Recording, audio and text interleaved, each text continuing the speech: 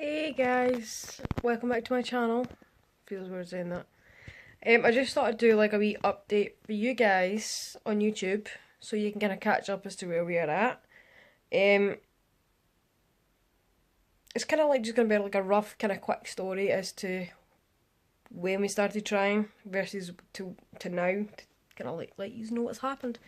So yeah, keep an eye out in the next clip.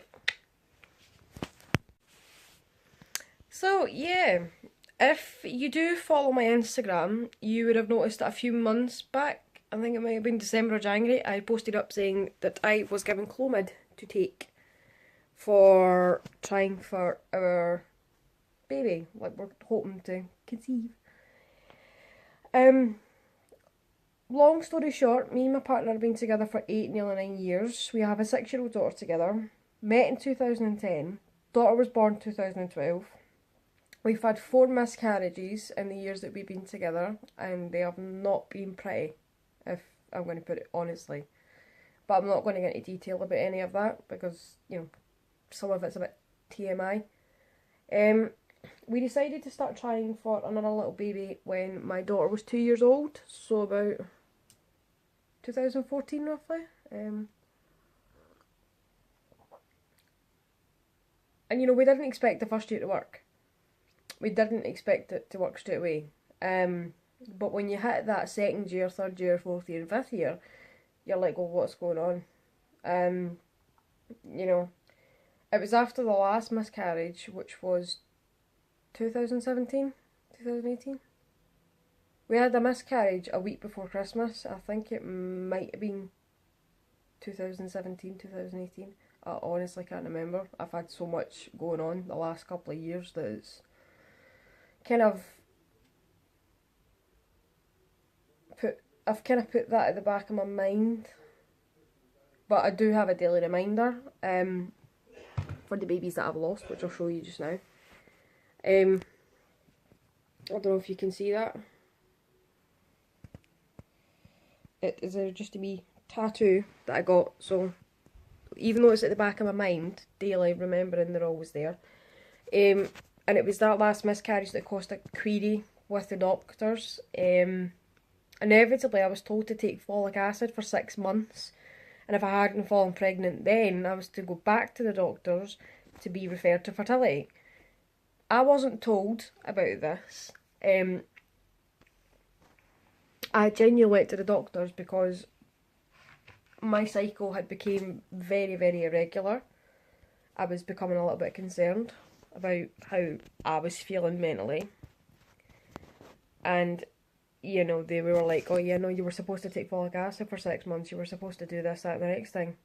Well, yeah, I wasn't told about that, so how am I supposed to know? So, I'm obviously living in Falkirk, so our, like, fertility things are different from wherever it is you guys are, if you're watching from America, whatnot. So I was basically put through a round of like blood works to test all of my hormones, thyroid, like my thyroid, LHSF something, my HCG as well, to see if there was any of that at the time. My progesterone, that kind of stuff, and they were done. The progesterone was done once every cycle to kind of pinpoint when the ovulation was happening. We've kind of figured out a bit of an issue with that. I'll explain that shortly. But I was given internal scans as well, just to kind of check everything in that area. My partner had a semen analysis done. He came back perfectly fine. So far, everything with me was coming back fine. But I was sent to Perth Hospital for a hysterosalpingogram, if I've even pronounced that right. And it's basically an internal x-ray. You get put into this, you're sent into this x-ray room. You kind of like strip from the waist down, or like take all your clothes off. You can't have any jewellery or that on.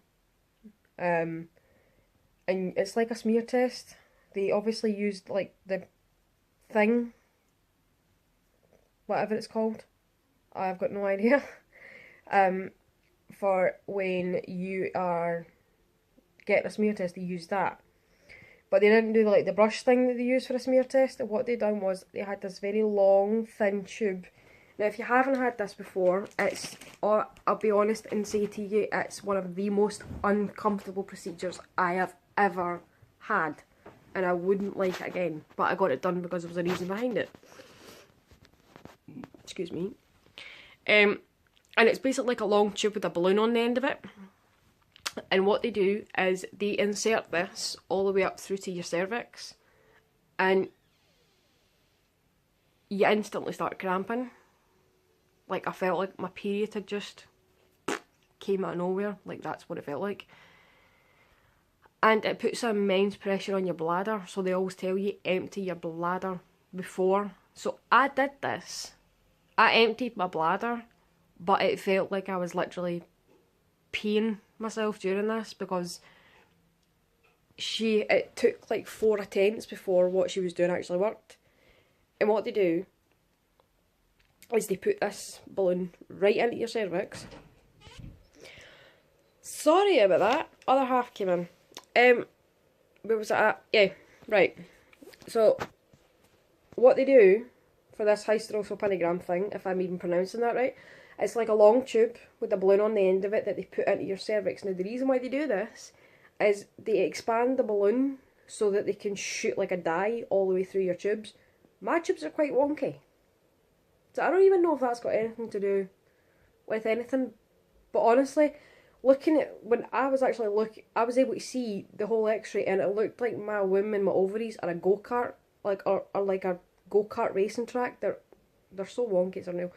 But they insert this dye purely to see if, when they shoot it into your cervix, it should go out through all your tubes and come straight back out. If it does, that's a good thing. It means there's no blockages. If it doesn't, it means there's a blockage. There's a blockage. It didn't, the first 3 times, it shot in, but it didn't come out. And obviously I was panicking. But that was because all 3 times the balloon failed. And she inevitably had to go to a very thicker tube, which hurt like hell. It felt so bloody weird. So, inevitably, she was like, yeah, no, I'm going to have to go up to a thicker tube. And I was like, oh, yeah, okay. She inserted it. She pushed the dye in. And my bladder just kind of went, even though I had been to the toilet. There was so much pressure on my bladder at this point that, you know, everything just kind of came out. Like, all of the dye she had just put in had come straight back out, and it felt like my bladder had just went. Still not going to describe it, but that examination, though it was uncomfortable, was necessary, and it came back that everything was completely fine. There was no blockages, there was no issues or anything, except that my tubes looked very feckin' wonky. You know. So after that, we were put on a course of Clomid, straight after that examination was done. First month, which was December, I think.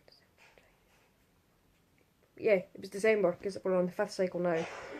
And that was 50mg. I think the highest dose you can get is 150. Now, Clomid is more common over in America. There is a family that I follow on YouTube. I'll try and post a link down below for them, and it's Ellie and Jared.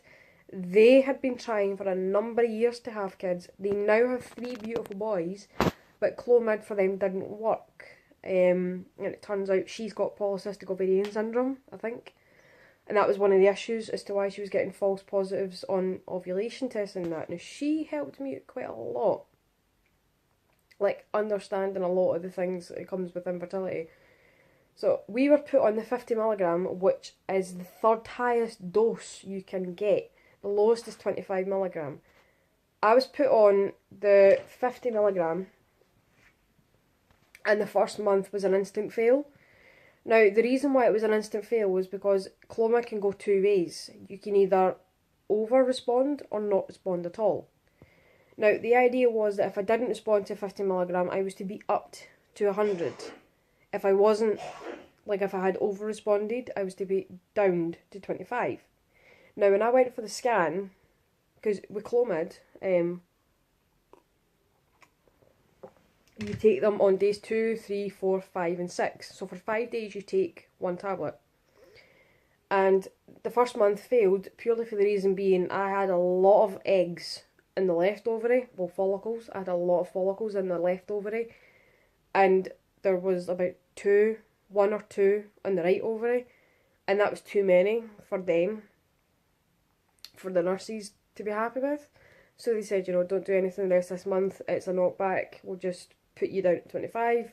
Started taking 25 milligrams on January. Again, 5 days of that cycle. Excuse me. I got a scan done. Everything looked okay. The womb lining was nice and thick. There was one big follicle on the right ovary. Or, in fact, no, sorry, tell a lie, it was on the left ovary. The left ovary for me seems to be the more prominent one, because that's the one that spits out the more follicles than the right one. So I'm guessing there's an issue with the right one, but they haven't detected it, or my right ovary's just weird. Second month didn't work. Third month on 25mg didn't work. Fourth month on 25mg didn't work. We are currently on the 5th cycle at the moment of 25mg, and I had a hospital scan on Thursday just past there at 8:10 in the morning. Now this kind of scan, because it's an internal, can only be done at a certain time in the morning because of the way everything is. Now, my right ovary, my kind of cervix, my, how can I explain it? My tubes and everything kind of lie like that. Not my womb, my womb's fine, it's there, but my left ovary's here and my right ovary's at the back. So I physically need to push down in order for them to get to see the right ovary. Pain in the backside. This time though, they were fine, so it's obviously shifted. But again, the left ovary had 2 big follicles in it. Well, sorry, 2 big follicles. No, tell a lie, that's the first scan I'm thinking. The left ovary had 1 big follicle, which was measuring 20mm.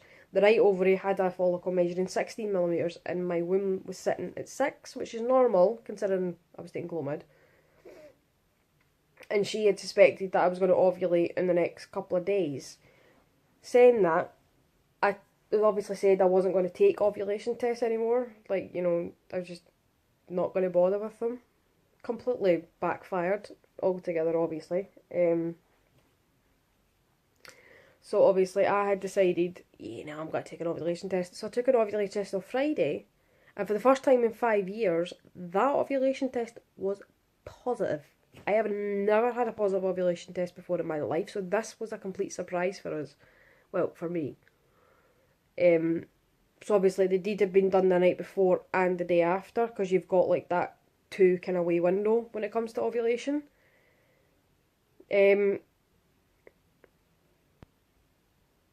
So at the minute, we're kind of sitting on a 2-week wait as to what's happened. Though the last 2 days I have been crampy. Not oh my god, I'm something's going on here kind of thing, but crampy to the point is is it my IBS that's causing the cramps? Because I do have irritable bowel syndrome, which is horrifying. It's horrible. I hate it. So it's either been that, or it's just, I don't know, something else is going on. Because I don't want to build my hopes up thinking, is that a pregnancy symptom? Because the worst thing that I do is I build my hopes up, I'll get hyped up about it, and then I'm disappointed. And I'm trying not to do that this month. But we've had numerous scans, we've had numerous blood works done to kind of pinpoint the reason what was going on. And now with this scan that we got done on the Thursday, this was done on day 10, I think it was, day 9 or 10.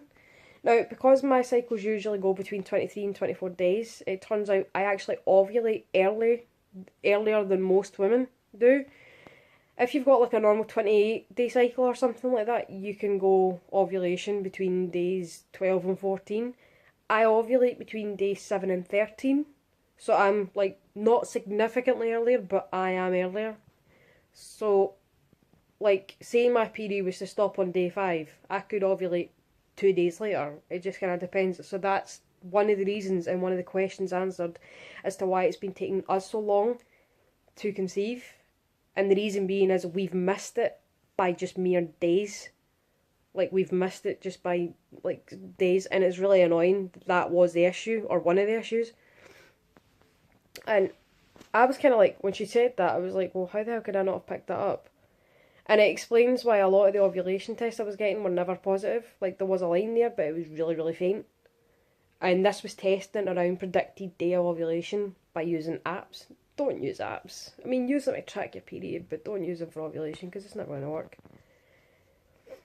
And we're kind of like, everything's crossed on me this month. I mean, I feel a wee bit more positive. Like, I feel like this is it.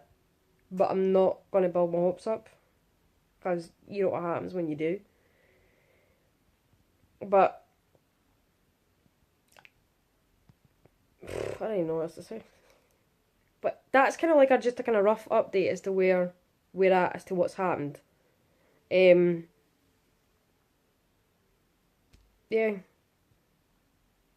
5 years of trying, nothing. So maybe this is it. We don't know yet. But yeah, like I keep on saying on Instagram, hopefully the next update we put up is a pregnancy announcement.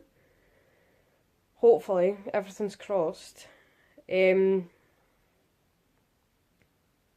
yeah, if you've just subscribed to my channel, or if you follow me on Instagram, just do the usual, like and subscribe. I'll post up maybe a week, like one video a week or something like that, just to get used to the whole swing of things. And I'll keep you up to date with how I'm feeling and what's going on. But I'll probably do another update next week at some point to kind of like, oh, you know, this is how I'm feeling, this is what's going on kind of thing. But again, as I said, just like, subscribe. I'll put my Instagram name down below so that you can see the posts as to where we're at, or like where we kind of started and the journey that we're going on. But so far, the love and support we've received has been amazing. We've had a lot of prayers, we've had a lot of people wishing that we get our dream, that we get our little rainbow coming at some point this year. So yeah, everything's crossed on me. I just need to wait and see what happens. And hopefully, as I've said, the next update is the update. But we'll just need to wait and see. But as I said, thanks for watching, thanks for listening. Just like, subscribe, do your thing. And I'll post up another video in the meantime. But yeah, thank you. And I shall see you later.